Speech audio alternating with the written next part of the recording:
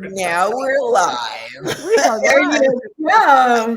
I feel like the Brady Bunch, you know? Welcome, everybody. This is the Sage Circle Alliance Charter Membership Drive, Launch, and Fun Party. We are here with some of our founding members and honorary founding member. That's Tom Schroeder there next to his wife, Ann. My name is Meryl Fury. I am one of the co-founders of Sage Circle Alliance. I'm a registered nurse, and I'm also president and CEO of Plant-Based Nutrition Movement, which is a 501c3 that mostly focuses on child nutrition. Today, we have a cooking demo with Tom and Ann Schroeder. This is so exciting. We'll be getting into the weeds, literally, with plant-based cooking. We also have VLynn Hawkins, CEO, co-founder and co-CEO. I'm not sure exactly what your title is, but of Vegan Visibility Productions. And the other co-CEO is Kathleen Gage, also of Vegan Visibility Productions. So, should we get started? I am so excited. I'm excited to hear what you can do with radishes. I mean, we had a pre-conversation, and I didn't know that you could do more than just cut up radishes, you know, like what Ann said. And so like exciting stuff coming. Yeah. So cool. So, Tom and Ann, please introduce yourselves and tell us what you are about to take on. All right. I'll do the intro and you can tell us what we're going to do. He's going for the easy part, obviously. Go ahead. Yeah, of course. So yeah, Ann and Tom Schroeder, we're in Idaho. I'm a cardiovascular nurse by trade, doing that for decades. And then diabetic educator, because I wanted to educate to help prevent complications, chronic disease management. And then learned about, wow, you can actually stop and reverse disease. Why don't we learn that? And so then I became, I'm a graduate of the T. Colin Campbell's Center for Nutritional Sciences. I did that. And so certified in that. And then, and that's what I've been doing. And so I've been sharing that with as many people as possible, starting to work into the community now. Sharing it in a bigger venue, just locally. I like locally a lot. Online is good as well. And so I'm just technically challenged. So sometimes online is a little more difficult. But that's what I've been advocating, and that's all I think about. And because I didn't really care for the cooking part of it, because I'm really not that into the cooking, until I discovered different things that you can do with foods that I didn't know you could do with. And so now it's like kitchen science to me. And now I go back into like, oh, let's have fun. Let's have fun and create some things. And if it works, great. If it doesn't, hey, it's just a little project. I can tweak it for the next time. So that's my attitude on that. And, but when I started to learn some things, and you know, we're in southern Wisconsin and we're German and we're doing all those growing up in that venue, it was going to rock our world if we were going to, you know, change. When you learn about stuff that hurts you, it's like, are you kidding me? I've been doing that all my life.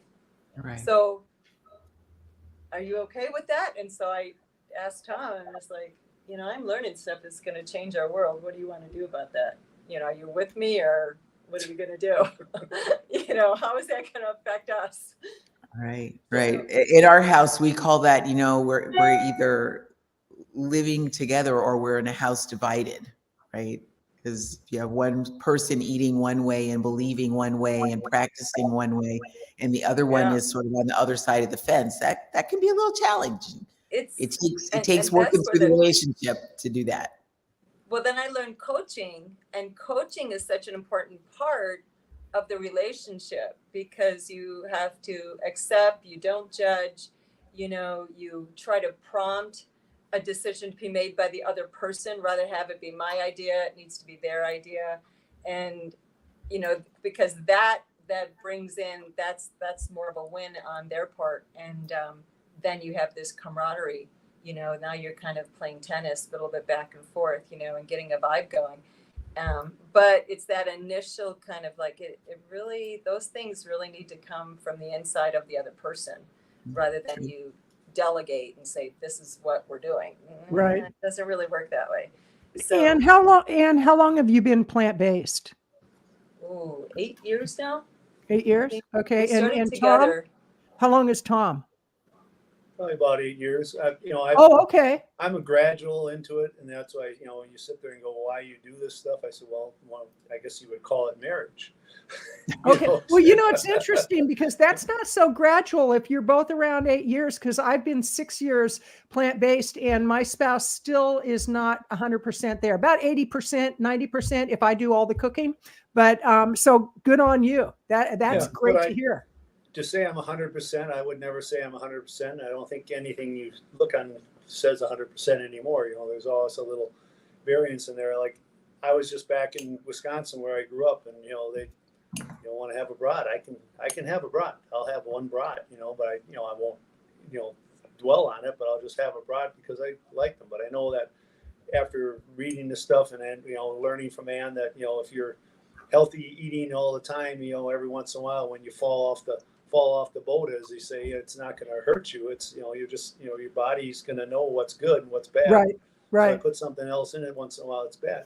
Some of these husbands and stuff, you know, that I hear about, you know, they kind of, you know, go against the grain and say, well, no, I'm not going to do it that way. I'm going to still eat my meat. I'm still going to do all my other stuff until all of a sudden, like Ann and I talk about, you know, they have a life-threatening situation, and then all of a sudden the light goes on. It's just amazing. Yeah, the light goes on. Well, I'm going to die, or else I'm going to eat healthy. Well, you know, this Ann started when we, you know, had this whole thing. I always ate relatively healthy. Well, we both thought we did. We thought we did, but there's still a lot of stuff. You know, we slowly went from, you know, just going to fish and going to chicken, taking the red meat out of it, doing this stuff, and then, you know, as you start learning more and more, it's just, you know, it's goofy how obvious it is, but you know, it's one of those things you don't see it until you do it, and then once you do it, you just go, well, why should I? You know, other people want to argue the point, and I go back to the couple of simple things like cigarette smoking. You know, back then, you know, back when we were kids, you know, I'm 70 years old, so when I was younger, you know, they'd have ads where the doctors were sitting there smoking cigarettes on the ads showing that it's healthy. Right. Now they, you know, so I mean, it's just, so we're kind of at the infant stage of it, but it's the right thing to do. Right. You know? Well, and I have to say, you look great for 70. I thought you were in your early 60s. I really did. And I turned 70 on Wednesday of last week. And it's like, you know, I can't believe how great I feel as a result of the way I eat. So good on you. You're looking great there. Thank you. Both of you are. So, and I'm curious because, you know, it's like I jump in at any time, ladies, because I'm going to ask some questions. You have a morning protocol you were talking about, and Tom, before we got started, you were talking about the lemon juice and the apple cider vinegar. And I actually do what's supposed to be a green drink, but it's red because I put a whole beet in it. But you were saying that you went on the internet to look at, is this healthy? Is it unhealthy? What does it do to the teeth? And you know, it's interesting because we can find anything that we want on the internet to support a certain belief. But what have you found by your morning protocol of the lemon juice, the apple cider vinegar, and you have a way that you prepare meals that make it real easy for Ann? Yeah, well, a couple simple thing with the lemon water and the apple cider vinegar. You know, so you go on there. I just typed in the Google lemon juice with apple cider vinegar every morning because I knew this a while ago that it was good for you. First thing that comes up is, you know, kickstart your day. It says detoxes the body, lower blood sugar, support weight loss efforts, and improve digestion. Oh, that's not bad. But then you go down and it has, is it okay to drink lemon water and apple cider vinegar every day? And then they come additionally, drinking lemon water and apple cider all day can have a devastating effect on your teeth. And like I said to you ladies earlier, I said, who would drink that stuff all day and have it? So you just sit there and have it in the morning. You have a little water, you go along with it, you swish it over your teeth, and you swallow the water, and you're done. So I have a question, though, if I could interrupt. Why would one drink lemon juice and apple cider vinegar in the first place? Well, the first thing that it says, it detoxes the body, does all these other things. One of the things I heard a while ago is that it eliminates the food source for cancer cells. I'm not sure if scientifically it's proven that it does that thing, but if someone says it does, it comes from someplace. If I can eliminate the food source for the cancer cells in your body by just doing this simple little thing, why wouldn't you do that? And it is a truth. It is scientifically proven. Thank you. Lemon juice and apple cider vinegar are acidic on the outside, but when they get digested, they turn into alkaline. Alkaline, right? Okay. That is just so amazing to me. Balances the pH, and it helps to push that poison out. And So those cells they need to get gone. It's an easy thing. So it's a simple thing. So I just do that every morning. It's a first thing, and it's best to do it on an empty stomach. And they, so right away you look on the internet again, and they'll say, oh, there some people have this little effect of it. Well, then if it has an effect, then just eat something first and then take it. I mean, why? Kind of common sense. Don't not take it. Well, and to that point, it's just anyway. To that point, I won't go down that rabbit hole. I'm sorry. That's one of the things that when you take in this, what appears to be an acidic thing on the outside, on the inside, it does do some things to what's there. Right. So the reaction that you're having is actually a positive one because it eliminates what's in your stomach that's doing stuff that you don't want it to do. Right. And So what I do, I have that every day. But then what we do is a lot of times I'll make an oatmeal, basically, but I put everything in it. I just one day we'll sit there and I'll do the recipe, but I changed. I did write it down. She did write it down. So it's I take a blender and I put in all the greens and all the other stuff. I take the tea that I had from the day before, whatever, for liquid, so that's got all good stuff. And it's just, I just sit there and liquefy it all. So, and then I just pour it into the steel cut oats, and then I get other kind of, it's a concoction takes me about 20, 30 minutes to put together, but it's all there. And then we put it on top of frozen blueberries, and I put other stuff on the bottom and all this stuff. And then you sit there, and it's a great big bowl that I sit here in front of the window and I eat I stir it all up. And it's really delicious. Good. It really is. But it's got so much stuff in it that's good. Is it more savory or sweet, or depends on the day, or you can make it any way you want. What I do on mine is I put probably about 10 or 12 dark chocolate chips into it, and Ann doesn't want that, but I would definitely do that. But I put it. But you could put some honey in it. You put some other stuff in it. I put date. Yeah, I put a date in it. And prunes and cranberry, dried cranberries and maybe a cut apple. And then I also put in some kelp powder and stuff. But you don't put in a whole lot of that because that can overpower your flavor of it. But because you want it to taste good. But I put in, I like nuts on my oatmeal, so I like the little texture and the crunchiness. So I put some walnuts on the top. And you just eat this stuff, and and you stir it up, so you get all these frozen blueberries and all this other stuff. So I got everything. Chia. Chia and flax. I take the chia and the flax. I put it in a grinder together because you sit there at the chia seeds. If you eat them whole, you get them in the teeth, and people complain, I'm not going to have chia because it gets in my teeth. Why don't you grind it up? Just get some water, swoosh it around, get them out your teeth. The other thing is just grind it up. About the seeds, we don't digest those small seeds unless we grind them. The flax seeds have to be ground. Chia needs to be at least soaked and ground. And the flax seeds, after you grind them, they have to put them in the refrigerator too, because they go bad. I keep mine in the freezer. I keep mine in the freezer and do my tablespoon every day. Our stuff, I just put it in the oatmeal. Well, I love this. I love this conversation, and I love the fact that most people are nowhere near this kind of conversation. Right. Most people don't have the kind of coaching that actually gives them this perspective about, you can mix up all of this stuff that you think this doesn't get mixed together and do this. And so it really says to me that there's so much value in coaching and what coaching brings to people who are looking for solutions. You know, I don't know how to cook. I don't know what to cook. Should I eat it raw? Should I not? This is where our coaches are so important. And you guys, so Anne, how long have you really been coaching? You've been plant-based for this 8 years. Yep. So the nurse coaching I've done now 2.5 years, something like that. If you call chronic disease management coaching, then I've been doing it 13, 14, 15 years. If you call the diabetic education type of coaching, you know, then I've done it even longer. But specifically the coaching part is you have to, first of all, I had to do it first before I could even help and support anybody else. And so that took a curve. That took 18 months to, you know, something like that. And that was way back 8 years ago. And that's where we kind of gradually were like, oh man, I just learned this. What do you think about that? And then we started, you know, so anyway, to answer your question, that's about as long as I've been doing it. So I'm curious on your coaching. You mentioned nurses coaching. Tell us about that.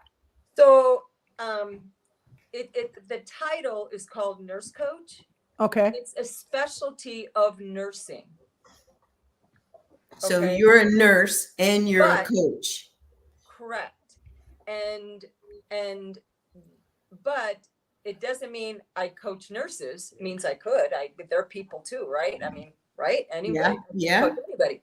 It just is like how they've worded it. And how they worded it. It really should be the opposite, like coach nurse or something like that. Oh, okay. So you're a coach who happens to be a nurse.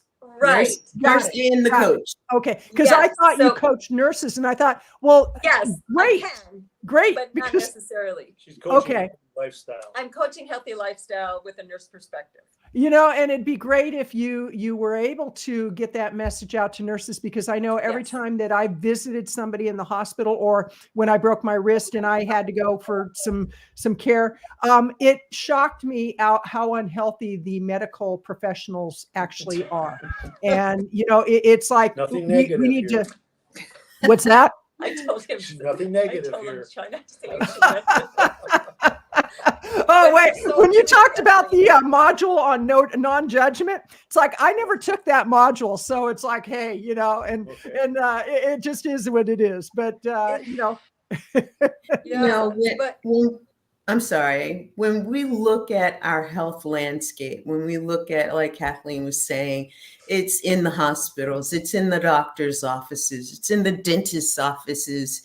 And you, as a nurse coach, going to just your basic places that you go to, your doctor, your dentist, to the places that you frequent as a person.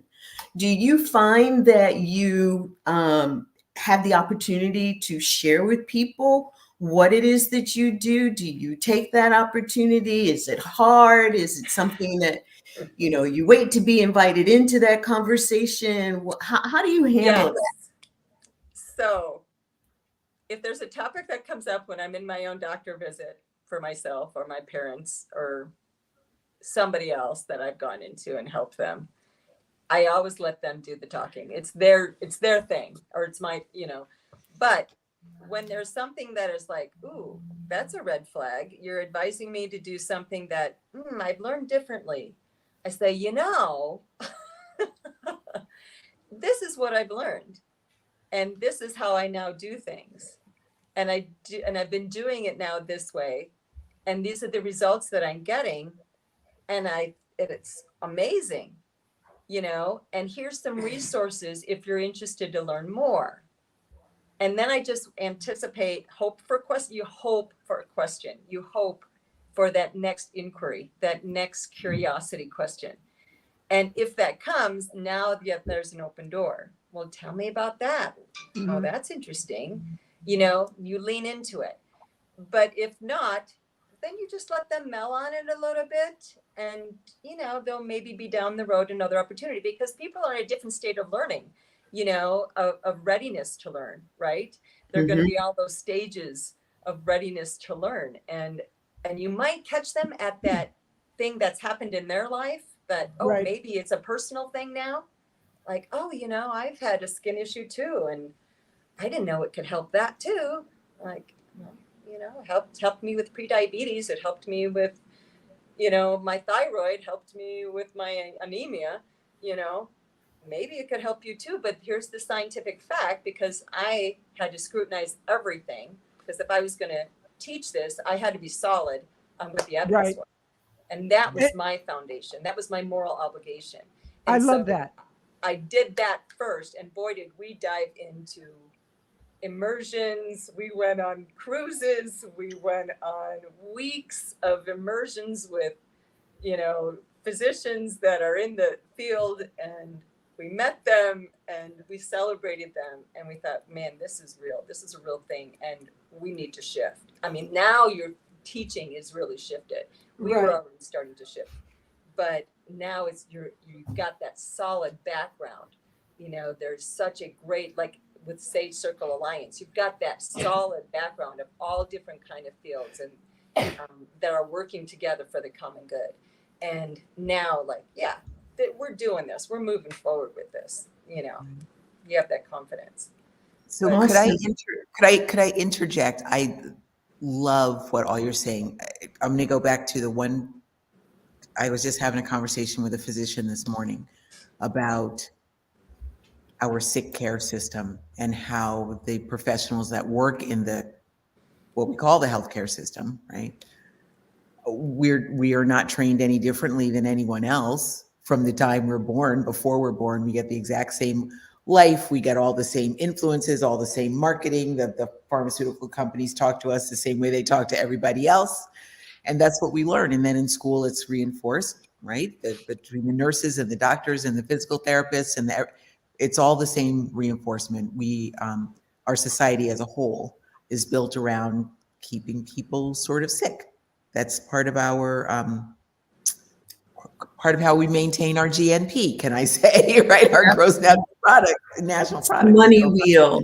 It is. It's part of it. So hold that. Now I'm going to jump to the next subject. We have about 30 minutes theoretically, could run longer. We have not yet started this cooking demo, and I am ready for the cooking demo. I want to see how to use radishes.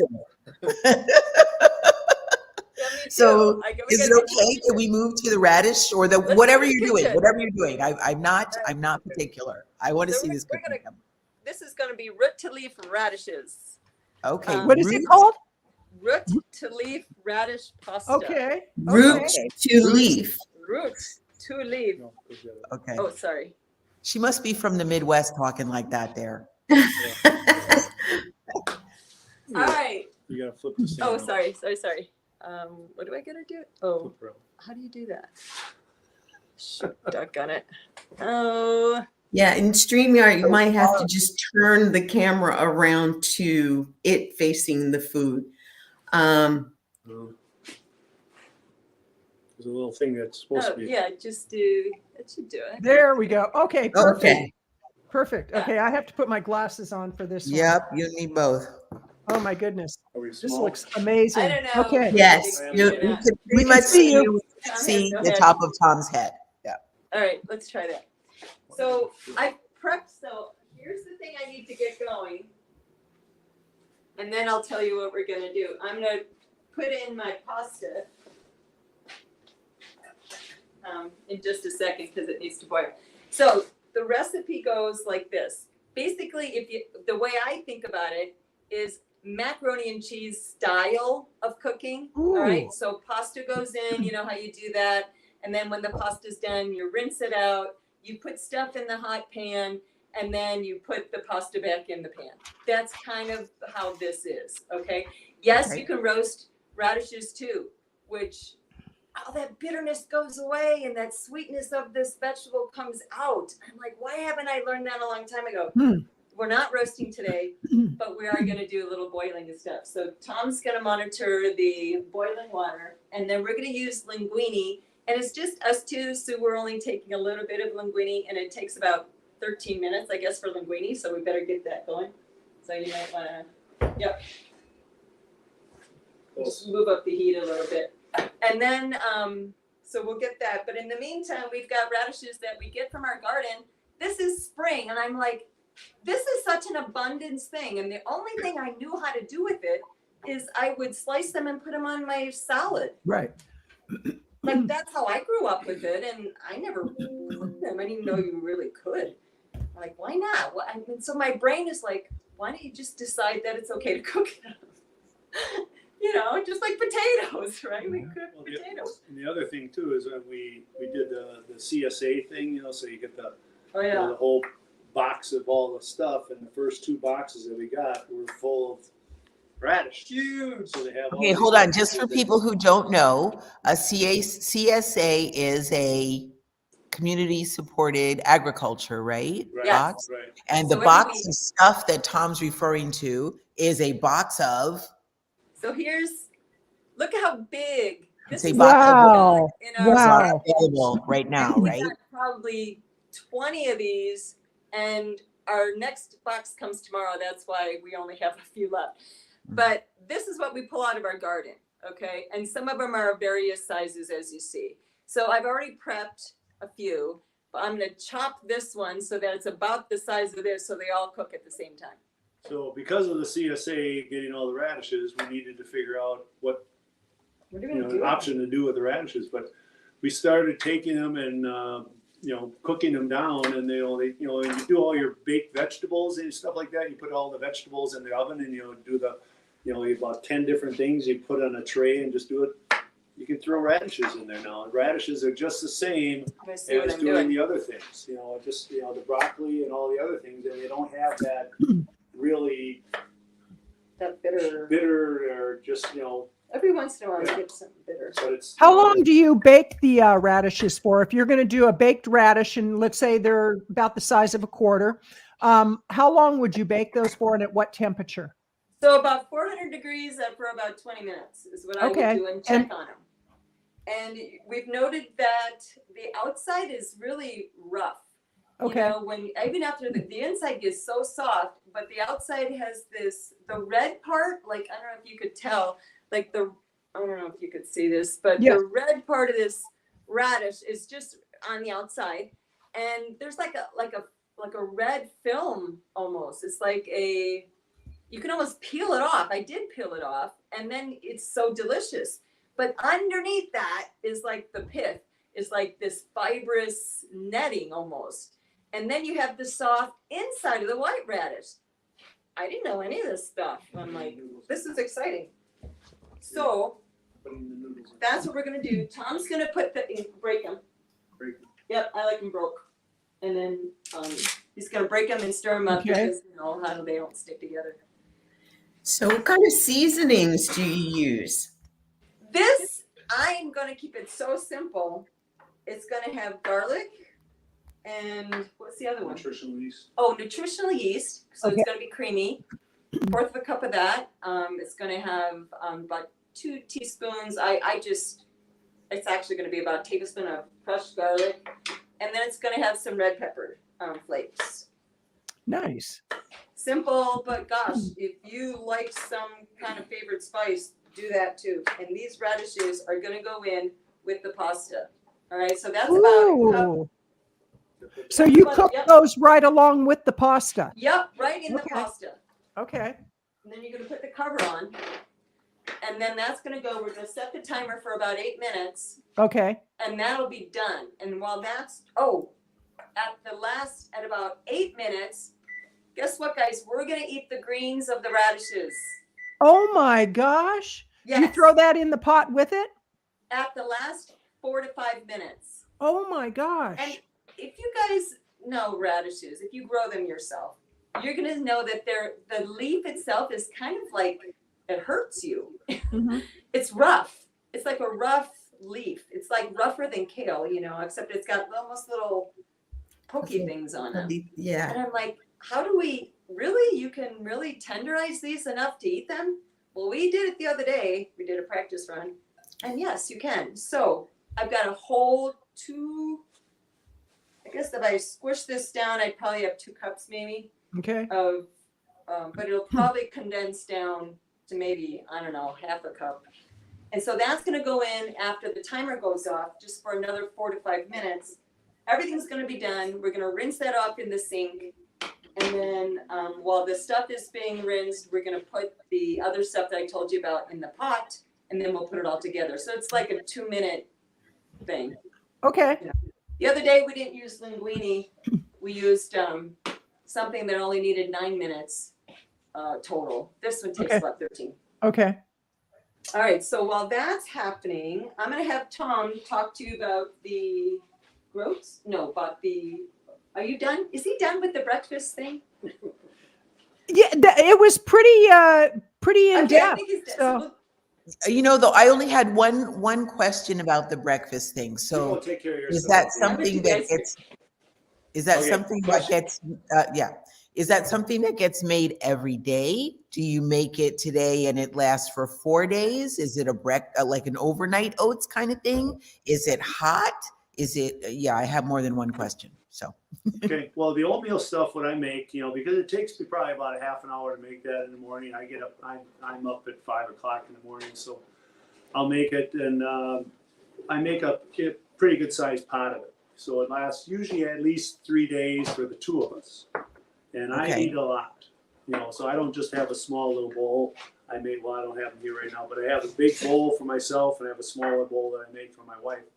And so I have that, and then I just, the first day it's warm and everything else like that. Mm-hmm. Then after that, I just put it in the refrigerator and I take it out, and it looks like dog food. I mean, if someone wants to be arguing about it, it looks like I'm scooping dog food out and putting it in a thing, but I put it on top. I put all the frozen fruits on the bottom.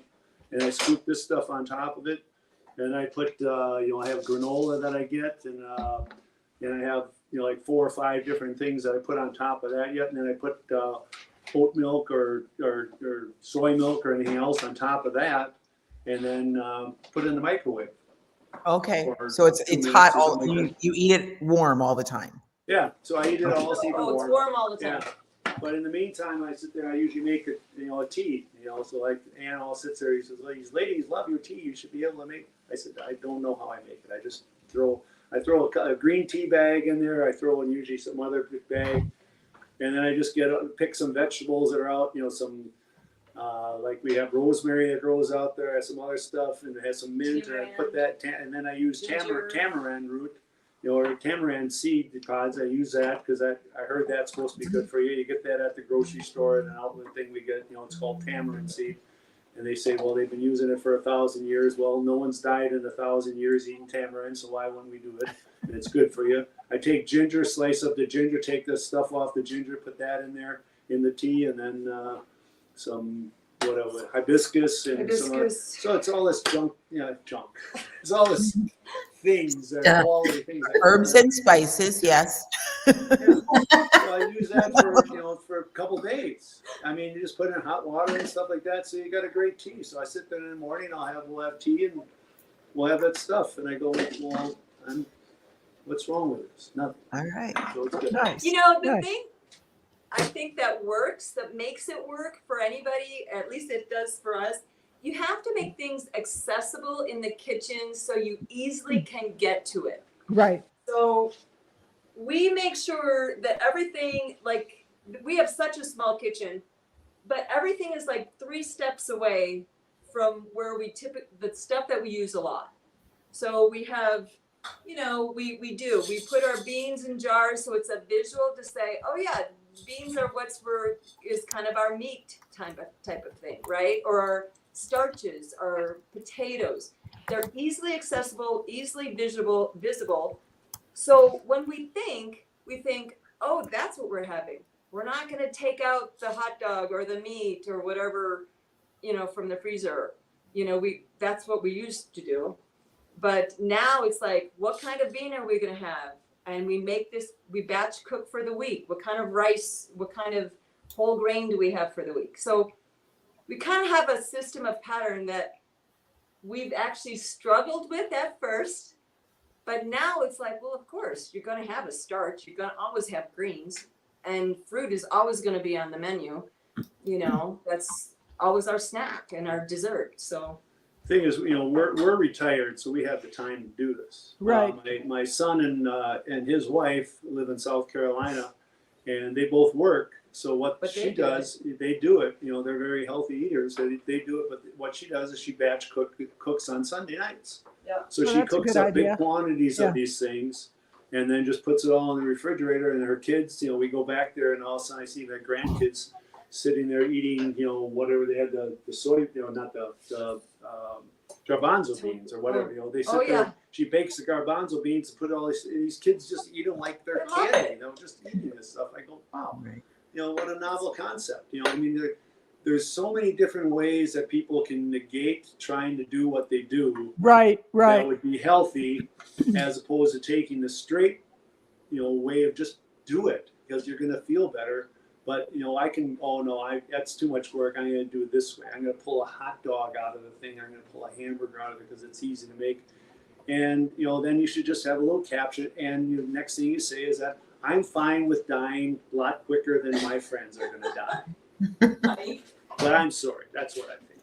I'm sorry. So we do have stuff we take out of the freezer, but we do it ahead of time. So we batch making burgers. All right. This just says burger loaf, and they're all sliced and ready to put on the grill if we want a sandwich or to grill something. And what's in your burger loaf? I'm sorry, what? What's in the burger loaf? Oh gosh, lots of stuff. That's a whole nother show. Okay, well, we'll have to do another one where you come and do a whole burger loaf thing.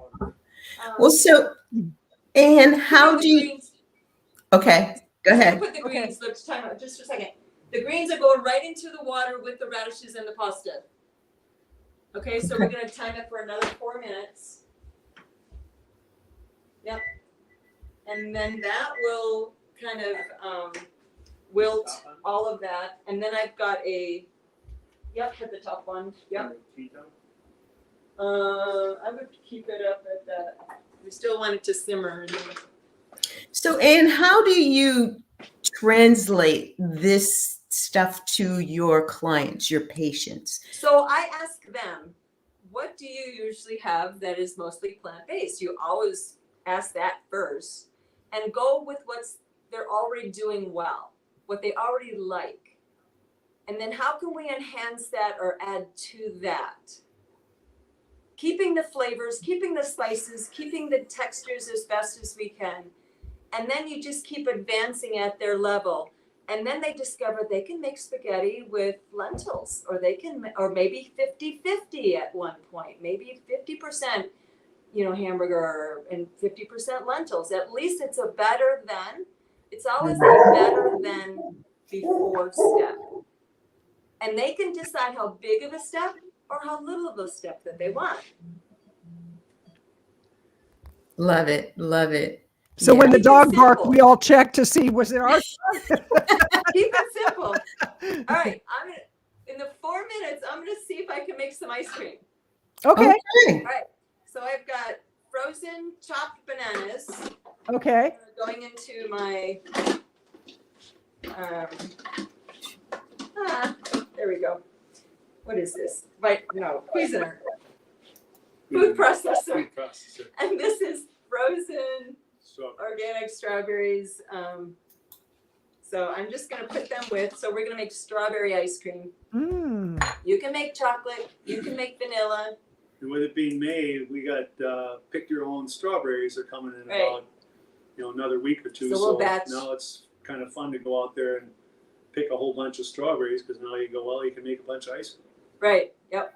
So we're going to add some vanilla into the strawberry mixture. And then I'm going to wait to do the milk. I'm going to add 1/4 cup of soy milk. And now it's going to be loud. Here we go. Oh, is it plugged in?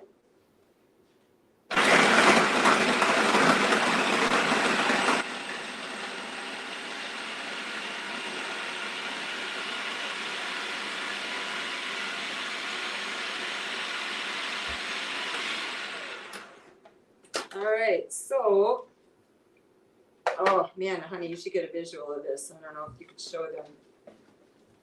Picking you up. But so this is what, I don't know if you could see that. Oh my gosh. So Yes. Okay, it's bananas and strawberries. So I've added some milk, and I'm not putting any other sweetener. I could if I wanted. If somebody says it's not sweet enough for them, well, then maybe put some agave or maybe put some honey or syrup or something like that.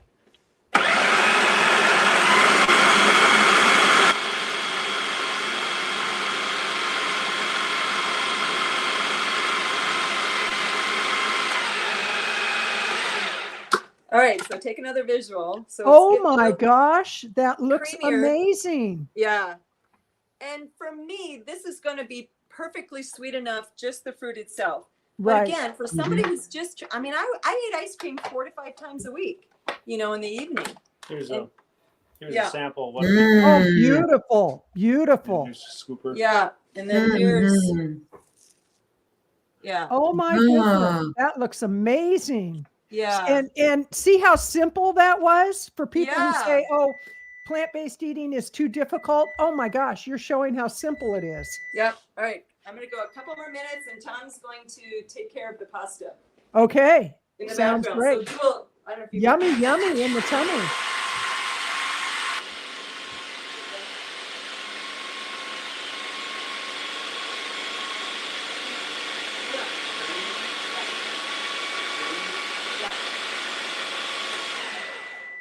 All right. So got a lot of stuff at the moment going on. Well, how great that the two of you cook together. I think that's awesome. Ice cream is done. Yummy, can see yummy. And I'm draining this. And he's straining the Okay. which is- Let's watch you drain it.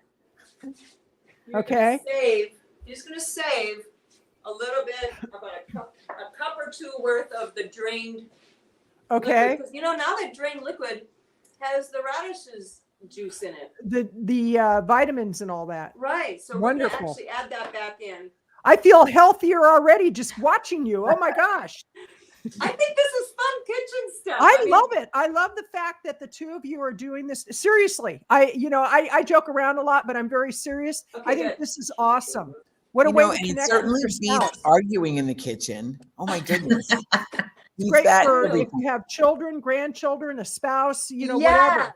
Okay, so this is right. Oh my gosh. Oh, So that we're looks gonna take the hot great. pot. We're going to Okay. take the hot pot, and he's going to put in the nutritional yeast. I'll do it for you. Okay. Or you want to do it? What am I doing? So nutritional yeast Starting goes hot, in. or Yep. Put water in first. Nope. How much nutritional yeast do you A put quarter in? of a cup. Quarter of a cup. Okay. And then he's going to put, there's a spoon there for a good hefty teaspoon. And this is really about 2 tablespoons of garlic. I love Okay. garlic. Okay. Put Good. as much as you want, in my opinion. I was going to ask you about that particular type of garlic because I use it all the time and I love it. It's the cheater garlic. I don't have to prep anything. I just use Right. a lot more of it. Half a teaspoon equals approximately 1 clove of garlic. There you go. So Okay. we got about 3 or 4 cloves in there. And then he's putting in some crushed red pepper. How much crushed red pepper? Oh, I don't know. Let's see what that's for. Tablespoon? Half A to tablespoon? a half to 1 teaspoon. Okay, sorry. Okay. Yeah, that might be a to taste kind of thing, right? Oh, no, you just take a pinch and put it So a in. half a teaspoon. Okay. Okay. Yes, There. about Oh half my a gosh, teaspoon. this is amazing. So now this is all dry in a hot pot right now. And now Okay. he's going to put in the wet ingredients. Put in back How your, much you put in? put the whole thing. Oh, you're going to mix it all together. Okay. Pick some of this stuff. Yeah, put actually about a cup is what it says. So I'll get it. I love the color of that. Mm-hmm. Pretty. yeah, it kind of came red. It's a little rosy color. That's a half a cup. So he's putting in, oh, that looks good. Oh my gosh, that looks amazing. That does look good. Okay, so now just put in the pasta and the radishes. And then we can serve it up. And what do you call this dish? It's called root. What is it called? Leaf. Root Root to leaf. leaf radish pasta. Oh, We that need the looks recipe. good. And this is Oh my something, God. a recipe you made up yourself or you saw it Nope. somewhere? We found it somewhere. Where did we find it? I don't know where. The thing is, we find things and then we write it down. Uh-huh. in my card, my little index card thing. But I could probably research where I found it. You know, this would be a great recipe to put on the Sage Circle Alliance website, so that, because we do have a section where there's recipes, and then giving full credit to where it came from, which is the nurse or the coach who happens to be a nurse. Yep. And so we want to make sure that people know where this recipe came from. And we want to remind people, as you're putting it in the dish, that this is a month where you can get a 10% discount by joining Sage Circle Alliance. And it is a great organization, which we want to talk to you about why you joined.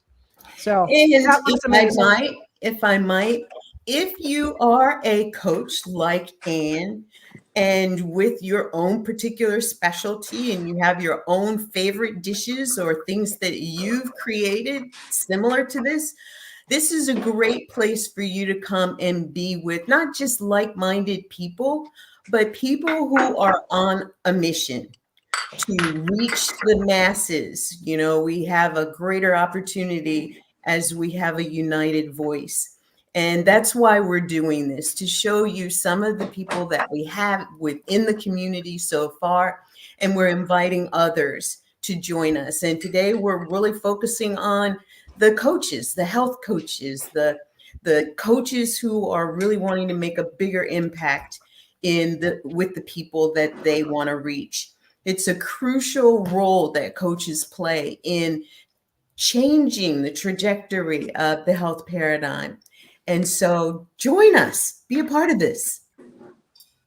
Yeah, and coaching is more of a longer process. If you want something for the long run, if you want a lifestyle change for good in so many ways, then coaching really is a good adjunct to how to get there. It helps to unblock some of those limiting beliefs that we have about whatever it is, soy, or all those things that we were ingrained with as healthy and normal, to do and promoted to do that way. But we're realizing that there was some alternative motive behind that education that we got. And now we can say, we can take control, right? Have good self-care and make decisions that are based on really what does the evidence say and how to really improve your health and save the planet and have compassion on how we get our food sources, right? Absolutely. Yeah. The other thing too is doctors, an appointment with a doctor or a healthcare provider will last, on a long day. If things are going really poorly, it's going to last 30 minutes. That's on a bad day. And it's lasted 30 minutes because their medical record system went down, or somebody in the next room had a seizure, or the elevator broke. It's a problem if a usual medical appointment lasts that long. With a coach, a doctor could enlist the help of a coach, could recommend you to see a coach, or you could go to a coach and have a way different type of relationship, way different type of experience with more personalized interactions for what you. It's a very safe container. It's a very secure container of addressing systems. So people can feel at ease to know that they can really speak out about how their inner self is really, what else is going on in their life, that is a roadblock to having them move forward, and so we address all. That's why it's a life coaches just really address all the parts of life, right? Not just eat this way or exercise this way. It's all of those, and usually it's mindset and stress factors that are roadblocks, and those take a while to ease into and help to navigate with a tool that works for that person. It's all well, Coach, let me ask you a question. Okay, serious, and this is a serious question. It's like people can never tell if I'm joking or I'm serious. I'm serious. Yeah, I'm ready for the punchline. Go ahead, Kathleen. Okay, yeah. When people are dealing with a lot of stress, when they're dealing with the inability to have a good night's sleep, the depression, all of that, how much is that rooted in what they're eating and consuming? A lot. Okay. Short answer, yeah. A lot. Okay. And I'm sure when you were working with patients in the hospital or in the practice that you were in, being a cardiologist nurse, did I get that correctly? Yeah. You saw things that could have been avoided had people changed the way they were eating and just their lifestyle habits. Absolutely. Okay. Thank you. 100%. And I would say I only had 2 to 3 minutes to teach that patient as the discharge. Wow. And that was it. Maybe give them a paper, maybe give them a resource. But it was a resource that was governed by what was acceptable resources, the government sponsored resources, right? And so it really wasn't good health promoting, right? Hugely beneficial. It was some beneficial, but it really wasn't going to get them to what they said they wanted. Right. And so with nurse coaches, we go beyond that. We go to let's look at the resources. Really, I love it. So I got to ask a question, because now we did all this cooking, and Tom is back there tasting. I want to be picking out the radishes and eating those. I'm watching him. It's like, come on, Tom, leave some for your wife. Just so you know, I've only had cooked radishes. This is the 3rd time I've had them, and they really are good. Yeah. I'm sorry to say, but they are good. Don't be sorry to say that. That's right. The only thing with this proud to recipe, say. well, what I would do with this recipe to change it a little bit is that, as you can see, the liquid that we put in there, we put in, I put in the thing says a cup. We put in a half a cup, and it's still a little bit runny. I would, probably put something that would thicken it, some Meryl I would put a powder or thickener something, in just it. a little bit Maybe of even thickener, hummus. just to make okay. it sit in there. But this meal is really, really good. I'm eating radish greens, radishes, and some noodles. How goofy would that be, say I did that a while ago, but it really is good. And then I top that off. I'll be there in 5. Come on over. Come on But then I'm following it up while you saw me eating ice cream. That's basically bananas and strawberries, and it tastes delicious. Well, I thought I saw one of you eating the ice cream first. It's like life is short, eat dessert first. And Meryl, you had a question for them? No, just that I want to see them, okay, so here's the thing. When people do a cooking demo, what we're waiting for is you to eat the thing and like groan over how great it is. That's what we But I do have a question for Tom too. Tom, are you a runner? You look like you're a runner. Nope. I hate running. Okay, well there you go. See what I know? Okay, let's see. How does it taste? Describe what you have. Okay. Yes. Wow. Pretty good, isn't it? So you've got this crunch a little bit. It's soft, but it's still got some texture. So it's like so that's the radish, right? That's the radish. Okay.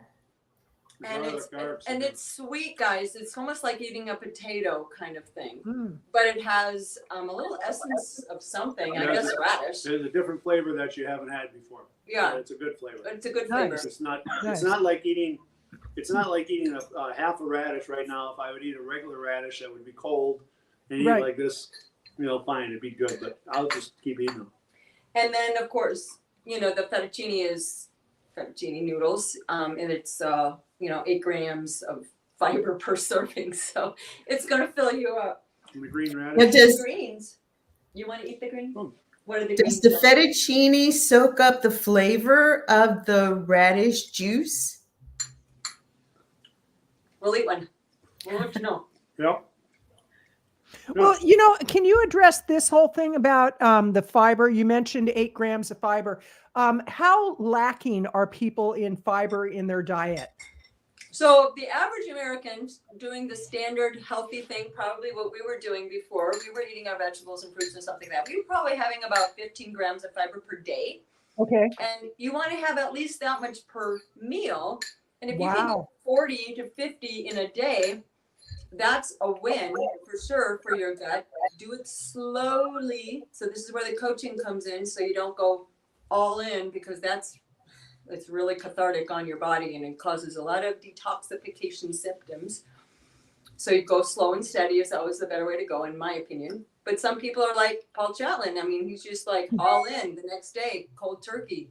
He had a crisis he was dealing with, I'm not waiting for a crisis. I hope nobody waits for a crisis. Do things preventatively ahead of time and go slow and steady and gradually work your brain and your taste buds into it. Because it'll take a while for your taste buds to change. It takes about 2 weeks, really not that long. Perfect. That's a great answer. That's a great answer. On the subject of fiber, so I was reading an article a while back where someone had, our scientific community is amazing and our research community is like beyond the beyond, right? So someone had done some research. They were looking at the basically petrified human excrement from 10,000 years ago, right? Who knew that you could find petrified human excrement from 10,000 years ago, right? So they were looking for the amount of fiber that the average person would have eaten in a day, right? So they found that whereas now, on a good day, an American diet might contain 10 grams of fiber per day.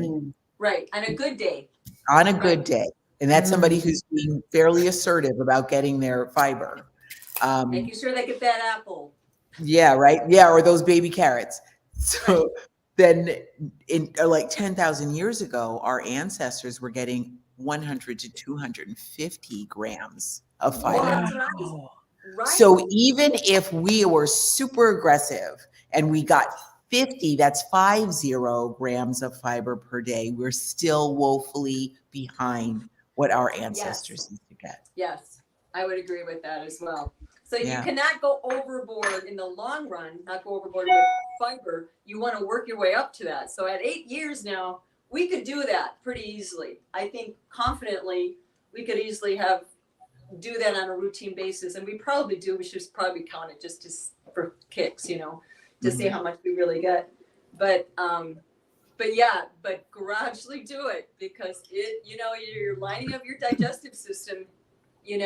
Takes a little time to get those macrobacteria, to get multiplying, to consume all that fiber, because fiber is food for your healthy bacteria in your gut, and it's a prebiotic. So you don't eat fiber, you're not feeding your healthy gut, and your healthy gut is important for mental health. So for all these wonderful things. So in your ice cream, how many grams of fiber would be in that? So with a whole banana, I should know this. A whole banana, a piece of fruit, and maybe you know this too, Meryl, or any of you, I'm sure know that. I have Google. I can. I want to guess about 5 to 10 per serving. Okay. Per apple, per banana, per cup of sliced strawberries, type of thing. So it says an apple is 4.4 grams of fiber. 4 grams. Okay. Mm-hmm. Strawberries got to be more. Let's see. Strawberries got all the little seeds. So I was way over on that. 15 then. Yeah. So about strawberries, 45. fiber. Oh, negatory, big dog. Really? Yeah, it says it's 0.2 grams dietary fiber. Well, that's in one medium strawberry. Oh, but who eats one strawberry? Nobody eats one strawberry. With the ice cream, if you're eating a half a cup of ice cream, then you're probably eating, my guess from what we just learned is maybe 10 grams. Okay. Whereas if you had the other kind dairy ice cream, you would get 0. Yeah. Right. I'll see what kind of fiber is in apple. Yeah. Yeah. And the thing that, in that same the article I was reading where they were looking at fiber of our ancestors, there is now a belief that the microbiome in the gut, which is what we're feeding when we're feeding fiber, and the microbiome has everything to do with absolutely communication with our brain and communication with all the other organs in our body and generating neurotransmitters and keeping our immune system healthy, right?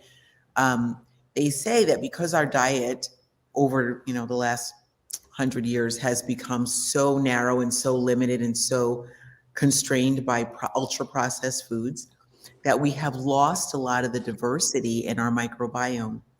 So when you go to start eating high fiber foods and, like Ann is describing, a more diverse diet as well, it can be harder to digest because we don't have the full spectrum of bacteria that we used to have that was, a couple hundred years ago. So, for example, when I just this week is when we learned about these radishes. I've never eaten radish greens before, so now the microbiome for my radish greens, there's actually, and I'm just kind of trying to glean from Will Bulkowitz. Bulkowitz? Is that Dr. B? We call him Dr. B. Dr. B, thank you. Dr. Fiber B, fuel yes. author and expert. Yes. He says, basically we have a bacteria for each vegetable. So if you're missing if you haven't tasted radish greens, then your radish green bacteria is suffering right now. Yeah, You got if to it feed exists at all. that radish green, and we are going to feed it right now. It's going to go in, and that bacteria for that radish green is going to say, "Yay! You finally discovered that you can feed me." And so, the more diverse the bacteria, obviously, the better the health. Right, definitely. Just for giggles, the fiber in a banana, one medium banana, has 3.1 grams of fiber. Okay. I'm glad. Yeah. All right. Well, this has been amazing. And what are your parting thoughts for everybody? Here, we'll go sit down. We're going. He wants Okay. to Sit down. He's a squirrel guy. All right. So, I don't know. What are your parting thoughts? I guess the parting thoughts. Why did you join Sage Circle Alliance? Let's talk about that briefly. For camaraderie, Okay. for support, to see how other people are trying to make it work, and using the gifts that each of our personalities have, and how our characteristics of each of us is trying to reach out in a way that is just trying to benefit the community, so that you're not alone, and support each other. Right.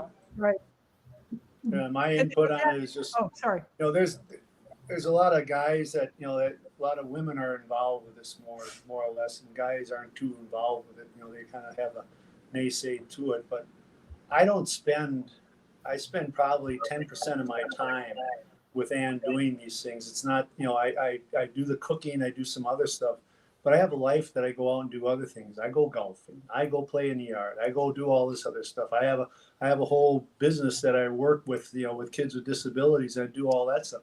So, diet and all this stuff isn't consuming to my life. Yeah. But it's important to my life. What my wife knows and what she does, she spends all the time on it. She does all the research on it. I value that as research, and she knows what she's talking about. So I go along with it and I eat it. How stupid would it be not to? But I just do it. I'm sorry I get on that tangent, but I just do it. But it's not that I spend all my life just doing this. I go, Right. I have everything else I do, but it's a it small easy. part of my life that I do, but it takes care of me knowing that I'm going to be living for the rest of my life after that healthy. Absolutely. So that's my input. That's my input for that. Fantastic. Awesome. And that's really the value of coaching. A coach knows how to show and tell and be the example and help, from wherever you are. And when we're thinking about other coaches out there who are on their own and struggling, the Sage Circle Alliance is a place that you can come and be a part of, and not only get yourself supported, but feel like you're doing even more as you're supporting the new people who are able to come into your purview. And so, Tom and Ann, thank you so much for being with us today. This has been so cool. Yes, thank you. Thank you so much. Great job. And I've written down everything, and we would love to get the recipe so we can put it up on the website. And again, I encourage people, please go visit sagecirclealliance.org. That's sagecirclealliance.org. Check it out. And you have nothing to lose and so much to gain. You'll have a community of people who are supporting this lifestyle for any number of reasons. You'll get great recipes. You'll get book recommendations, speaker recommendations. We have events. There's a lot going on. So thank you for your time, Tom and Ann. This has been delightful. It has. We've enjoyed it as well. Yeah, thank you. I'll add one other thing. If you're looking to grow your business, everybody in the Alliance is about supporting each other to grow their business. So we have opportunities to be on podcasts and to do interviews and things like that so that you can be seen and get your name and voice out there. So, yeah.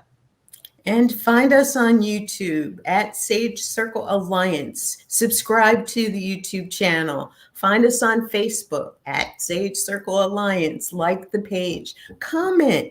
Watch some of the other things that we've done this month. And we've got several more days to go and a lot of great people yet to bring to the forefront with the Sage Circle Alliance. So this has been really great. This has been the only cooking demo that we've done so far. So this is like, you guys are awesome. I kept it. Anybody else could. I'm not a cook. Neither one of us are chefs. We just are real people trying to make it work, and we enjoy it, and it's fun, and we don't get too uptight about really too much. So that's awesome. Very cool. Okay. Have a great day. Take care, everybody. Thanks, Lynn. Thanks, Tom. Thanks, Meryl and Kathleen and VLynn. You bet. Bye-bye. I'm taking us out now.